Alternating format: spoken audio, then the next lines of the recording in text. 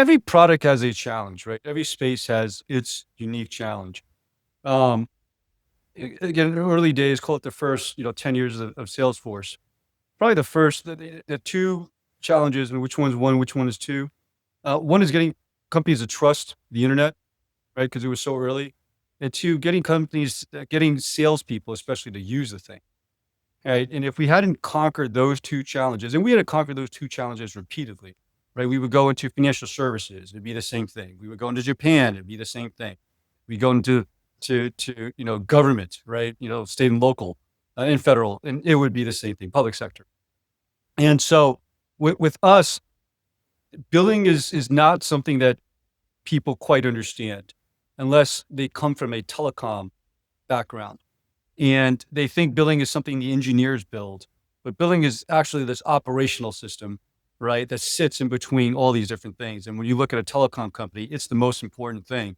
And so in a B2B SaaS company, the operations of the company are really run by, ultimately, I think especially because this touches money, by finance, right? By the finance department, by the chief accounting officer rolling into the CFO.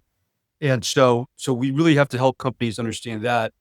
And, in a B2C company at scale, it's usually, an operations sauce / technology, but it's not pure technology. And in fact, if you just let your engineers build it, it can't keep up, right? And it really starts to hold the company back. And so, look, that's just an example. But over the years, if we just simply try to build a product and sell it, um, it wouldn't necessarily click. We had to do a lot of evangelism and education, of the industry. This is why you see, look, why we get better and better and better at it. And so, and this specific company really was about tackling new things, not just being able to take, hey, look, here's how the product works in the old on-premise world, and let's transplant it to the SaaS. What we're seeing now is, okay, here's how the product works in the SaaS world. Let's transplant it in an AI era, right? For us, there's a bit of an intersection between, hey, we also have to help companies understand business models.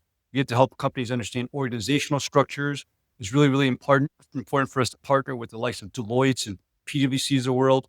And so at the end of the day, our company, what attracts the culture of our company is folks that really want to feel like they're changing the world, right? They're feeling like they're showing the world a different thing, and then signing up for that journey, because that's not necessarily a straight line journey, but ultimately, you go through a lot of growth, you go through a lot of accomplishments, and you go through a lot of personal development.